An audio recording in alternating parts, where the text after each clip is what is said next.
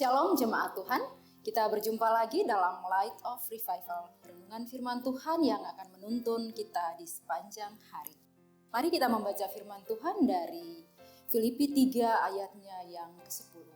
Yang ku kehendaki ialah mengenal Dia dan kuasa kebangkitannya dan persekutuan dalam penderitaannya, di mana aku menjadi serupa dengan Dia dalam kematiannya. Mengenalmu mengubahku.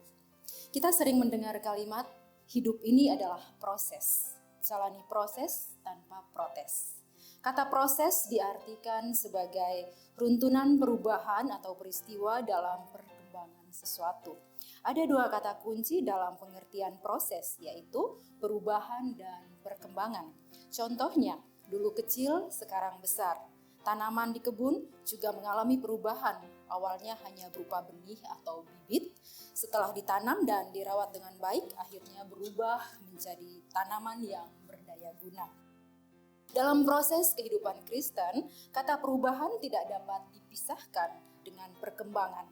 Perubahan yang membawa kepada perkembangan yang lebih baik, dan terus lebih baik hingga menyerupai Kristus.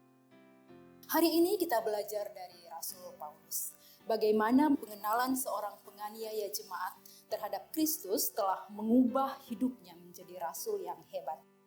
Lukas mencatat kisah pertobatan Paulus pada Kisah Para Rasul pasal 9 ayat 1a dimulai dengan pernyataan bahwa Paulus menyetujui terbunuhnya Stefanus, yang artinya bahwa Paulus hadir dalam peristiwa perajaman Stefanus. Setelah pertobatannya, pasal-pasal selanjutnya menceritakan kisah perjalanan pelayanan Paulus yang berakhir di Roma.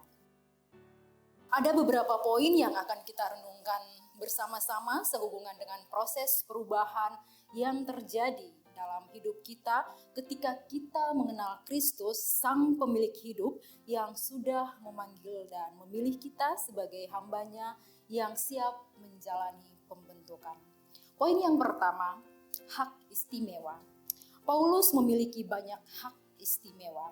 Jika kita perhatikan Filipi pasal 3 ayat 1b hingga ayatnya yang ke-16, pada ayat yang ke-5 dan ke-6, dalam ayat itu sangat jelas menggambarkan siapa Paulus sebelum ia mengenal Tuhan Yesus. Menjadi orang Ibrani asli dengan garis keturunan langsung dari Yakub dan menjalani semua ritual keagamaan Yahudi pada masanya adalah kebanggaan Paulus.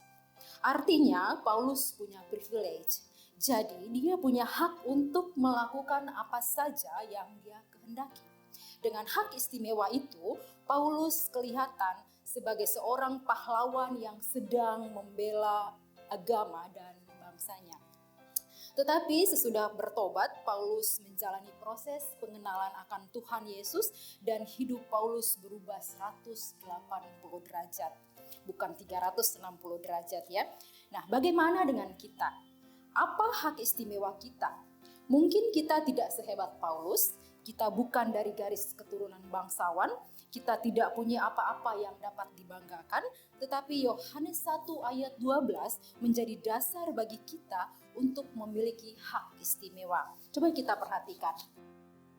Tetapi semua orang yang menerimanya diberinya kuasa supaya menjadi anak-anak Allah, yaitu mereka yang percaya dalam namanya.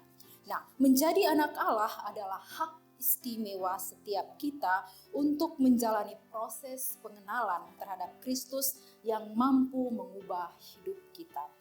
Poin yang kedua, keluar dari penjara masa lalu dan jalani hidup yang diubahkan untuk masa depan yang penuh harapan. Saudara yang terkasih, pengenalan Paulus akan Kristus membawa Paulus pada pemahaman bahwa segala sesuatu yang dulu menjadi kebanggaannya ternyata hanyalah sampah. Kalau kita perhatikan ayat 7 dan 9 pada Filipi pasalnya yang ketiga. Pengenalan terhadap Kristus membuka mata hati rohani Paulus untuk mengerti bahwa melupakan masa lalunya, kehidupan lamanya adalah suatu keharusan untuk dapat mengarahkan hidup kepada Kristus. Ada kekuatan hasrat dari Paulus untuk berkomitmen dan konsisten menjalani hidupnya di dalam Kristus. Banyak orang percaya yang mengalami stagnasi atau lambat dalam perubahan hidup meskipun mengaku sudah lahir baru. Mengapa? Karena masih enggan meninggalkan hidupnya yang lama, masih suka menikmati masa lalunya. Bahkan terkadang diceritakan dengan bangga. Bagaimana kita bisa mengalami perubahan yang signifikan jika kita masih berkutat dalam penjara masa lalu? Paulus punya lebih banyak alasan untuk berbangga diri dibandingkan dengan kita. Tetapi karena Paulus mau meninggalkan semua, mengarahkan pandangannya hanya kepada Kristus, sehingga ia mengalami perubahan yang radikal. Nah, sikap Paulus ini tidak mudah untuk diteladani. Bagi kita yang berada dalam keadaan aman dan nyaman, mengikut Kristus adalah mudah. Akan tetapi kalau kita berada dalam keadaan seperti Paulus, tentu lain ceritanya. Godaan untuk kembali kepada masa lalu sangatlah besar. Oleh karena itu, kita perlu bertekad seperti Paulus, melupakan apa yang di belakangku, agar dapat fokus berlari ke depan. Sebagai anak-anak Tuhan yang mempunyai hak istimewa, seharusnya kita juga memiliki kesungguhan untuk belajar mengenal Kristus lebih lagi, sehingga pengenalan akan Kristus itu sanggup mengubah hidup kita menjadi serupa dengannya. Amin. Mari kita berdoa. Bapa yang kami sembah di dalam nama Yesus Kristus, Tuhan dan Juru Selamat kami yang hidup, kami mengucap syukur. Biarlah firman pada pagi hari ini menolong kami, memampukan kami bahwa pengenalan akan Engkau menolong kami untuk mengalami perubahan demi perubahan yang lebih baik untuk menyerupai Engkau. Terima kasih banyak ya Tuhan, terpujilah nama-Mu, di dalam nama Yesus kami berdoa. Amin. Mari kita jadikan firman Tuhan sebagai pelita dan terang di sepanjang hidup kita. Tuhan Yesus memberkati.